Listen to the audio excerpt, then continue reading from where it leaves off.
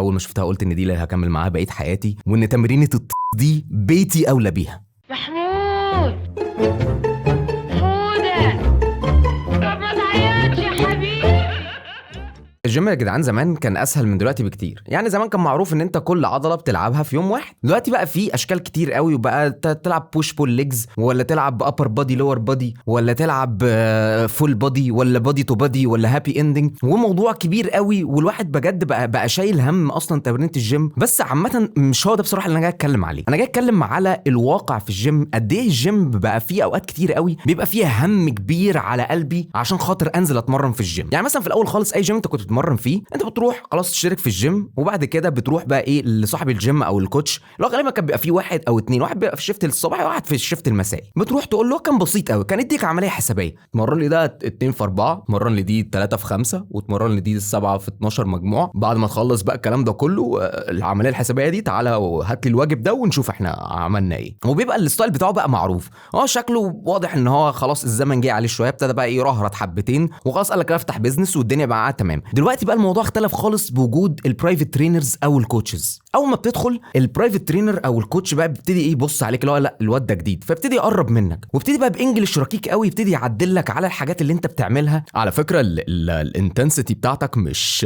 لا، يعني دي لو انت عايز تشغل عضله البراليسيس ماسلز هتفرق معاك جامد. جربها كده وقول لي يعني. طبعا لو انت بينت له ان انت مش مهتم ان انت يبقى معاك برايفت ترينر، يعني خلاص بعد كده بقى بيبتدي يعاملك معامله زي المدرسه لما انت بتبتدي تقول لها ان انت مش عايز تاخد درس خصوصي معاها يعني، وبتدي يتجاهلك تجاهل تام كانك مش موجود اصلا في الجيم. وبعدين ليه يا جدعان دلوقتي بقينا نقول اسامي العضلات بالانجلش؟ يعني ليه بقت دي عضله اللاتس، ودي بقت الترابس، ودي بقت اللور باك؟ اللي حصل المجانس والترابيس والقطنيه ليه بقت جلوتس؟ الترينرز بقى في الجيم لو انت مش تاخد معاه برايفت سيشنز، لو شافك بتموت، انت بتواقف قدامه بتلعب بال35 هتموت، هتقع على صدرك هتفشخك وهو ولا الدموع. لكن بقى لو بنت لا، الموضوع بيختلف تماما. انت هتتمرني بال2.5. لا بصي، عامه مش الويت مش هو اللي هيجيب معاكي العضلات. يعني انت مثلا لا العبي حاجه اخف، ممكن تلعبي بقلبي هيبقى الموضوع اخف ويبقى بجد هيجيب معاكي جدا. يعني وظيفه برضو تانية من البرايفت ترينرز بيعملوا ايه، هو بيبقى وظيفته ان هو يطلع يسلي البنت على التريد ميل لحد ما تخلص ال30 دقيقه مشي بتوعها. ده بقى يودينا لحته تانية، ليه حته البنات. عامه دخول البنت اي اندستري في الحياه بيغير الاندستري دي للابد، وبيغيرها على عده اصعده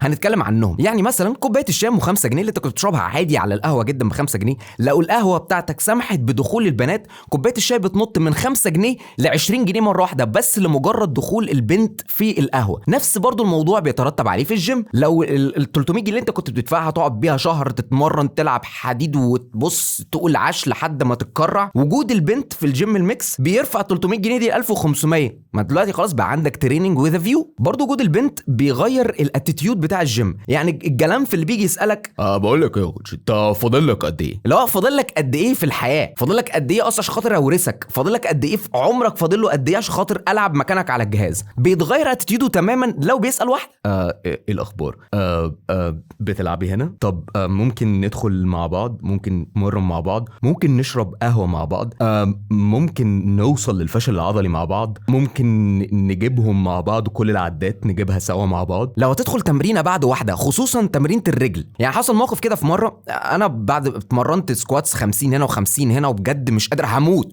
مكسح فشخ، هخلص التمرينه من هنا واروح اقدم على عربيه معاقين على طول من هنا. ففي واحده جت بتقول لي بعد اذنك انت خلاص خلصت؟ فقلت لها خلصت. وطبيعي الاتيكيت بتاع الجيم ببتدي اسال اللي قدامك هتحب اساعدك في ترجيع الاوزان؟ فقالت لي لا انا لسه هسخن اصلا. هتسخن ب100 كيلو وانا مش قادر هموت. موضوع محرج جدا يا جدعان. مره تانية بدور على طار 20، ببص لقيت طارات الجيم كلها والاوزان بتاعه الجيم كلها وكابتن مؤمن وكابتن انفورما وسام سوليك قاعدين على الجهاز بتاع الليج بريس، وفي واحده قاعده عماله بترفع الجهاز لفوق. ودي بقى بعد كده تقول لك معلش ممكن تفتح لي بس البرطمان ده عشان خاطر انا مش عارف. افتح البرطمان ده بقى برجلك. في ناس يا جماعه بتروح الجيم عشان خاطر تتجوز وهم ما بيخفوش الموضوع ده تماما. يعني مثلا في كام فيديو كده شفته على تيك توك اللي هو بتاع انا جيت عشان خاطر صحتي بس صحتي ما جاتش النهارده. يا جماعه انا وصلت للجسم اللي انا عايزاه، 186 سنتي، 72 كيلو، اسمراني وعنده دقن.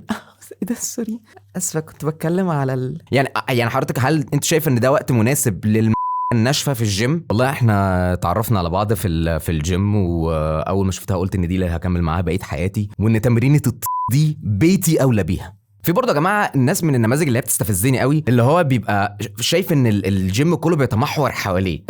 كوتش بس ممكن ادخل بال 12؟ لا والله بلعب بال 12. طب ممكن ادخل بس لو سمحت بال 8؟ لا والله بتمرن بال 8. طب ممكن ادخل بالدمبل ال10 بس مجموعه؟ لا والله بضربها مش هينفع، اصلا انا بلعب دروب ست واحب كده تبقى الدنابل حواليا كده عزوه زي الاطفال كده، ابتدي انا اوصل لهم بقى ايه معلوماتي وابتدي اوصل لهم خبراتي عشان خاطر نتمرن. هو برضو الشخصيه دي اللي هو انت بتبتدي تسمع اصوات غريبه، خصوصا كمان لو حد صاحبه بيساعده. يعني انت بس تحس ان في 2 دببه زانقين بعض كده في الغابه اللي جنبك، وقاعدين عمالين مش حالين بعض. هي يلا هوب هي دي تمور ولد برضو من الهم اللي مؤخرا بقيت احسه من الموضوع ده ما كانش موجود زمان، وهو رحله مدرسه خالد بن الوليد الاعداديه بنين اللي بتيجي الجيم من الساعه 5 للساعه 6 و7 دي. العيال بتيجي كده، العيال كلها بروكلي هيدز كده، شعرهم شكل دماغهم شبه حته البروكلي. العيال دي يا جدعان متوزع عليهم 3 وشوش ما لهمش رابع. الوش الاولاني يا اما وش زياد زازا، يا اما وش مهاب، يا اما لو الواد اسمران شويه يبقى وش عفروتو. العيال دي بتخش عاملين بالظبط زي العيال الصغيره بتخش الفرح، بيخشوا يعيثوا في الارض فساد ومحدش بيكلمهم ويركبوا فوق بعض. بيبقى الواد ده عيني هو لسه برضو كده بيبقى هو مش واخد باله ان هو ما شاء الله كبر وجسمه كبر، بس هو ما بيبقاش حاسس بان هو جسمه كبر. يعني كام مره عيل وانت بتتمرن خبطك لان هو مش حاسس اصلا بجسمه، مش حاسس بوجوده، وكان هيوقع الدمبل عليك مثلا هيموتك. العيال دي بقى بتيجي بالمجموعه 6 7 لسه مخلصين درس، ويلا كلنا بقى نروح الجيم نتمرن، هتمرن كلنا على نفس الجهاز. وفي بقى من العيال دي اللي هي العيال ايه المبسوطه ماديا شويه، العيال الاغنياء شويه، اللي هو بيبقى جاي مشترك مع برايفت ترينر،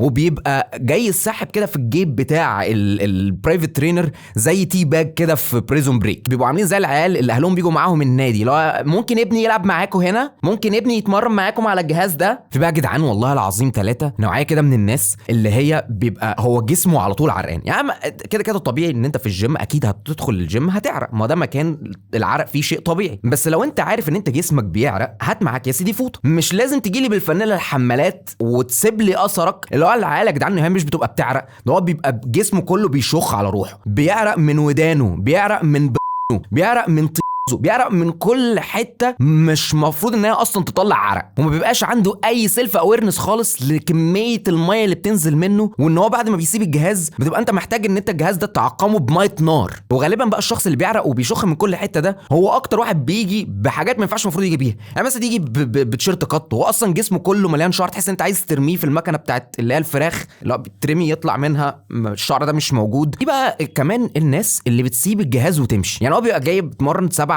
تمارين على الجهاز ده، ويتمرن تمرينتين ويروح بقى في اي حته تانية، وبعد كده يشوفك جاي تتمرن يجي لك جري عشان بس كنتش بتمرن هنا. ايوه طبعا المفروض اقف احرس لك الجهاز يعني ولا ايه؟ طب بس عشان بتمرن بس من فوق ومن تحت و6 9 فالموضوع صعب يعني. ده طبعا غير الناس اللي بتلعب لها عضلتين، بتبتدي بقى يعمل لك صدره كده ماشي عامل كده وبقى عايز يخبط فيك باي شكل من الاشكال. وجماعه برضو كمان الجيمات اللي هي اللي فيها ايه ساونا وجاكوزي وبتاع، الناس بتبتدي تعمل سبا كامله. يعني يخش جاكوزي، بعد كده يقوم داخل ستيم، بعد كده يقوم داخل ساونا، بعد كده يقوم داخل على فرن، يبتدي بقى يطلع لك بشاميل بقى بعد كده. المهم يعني ايه خلاصة الكلام من الموضوع ده كله، الجيم هو يعتبر اكتر مكان فير في الدنيا كلها، لان على قد ما انت هتتعب على قد ما انت تلاقي. وكل الناس اللي داخله المفروض ان هي بتشترك في صفه واحده، وهي ان عايزه يا اما يبقى شكلها احسن يا اما تكون صحتها احسن. بلاش تبقى عبء على حد، وخلي فيه اتيكيت كده معين، وخلي فيه كومن سنس وديسنسي كده عند البني ادمين. يعني لو اتمرنت بحاجه خلاص رجعها تاني، حد عايز يتمرن معاك خليه يتمرن معاك، مفيش اي مشكله خالص. تعامل مع الناس بكل ادب وبكل احترام، لان كلنا زي ما قلنا بنشترك في نفس الهدف. يعني حاجه برضو كمان ان احنا يعني ما تبصش للشخص اللي هو اللي وزنه زياده شويه ان هو جاي يتمرن، هو في المكان الصح. ما تبصش للشخص اللي هو اللي رفيع شويه بصه برضو مش قد كده، لان هو برضو في المكان الصح. وفي اخر الموضوع كله ما تخليش الجيم يبقى هم لا عليا ولا عليك. انا محمود النجار، وده كان هم يضحك. السلام عليكم.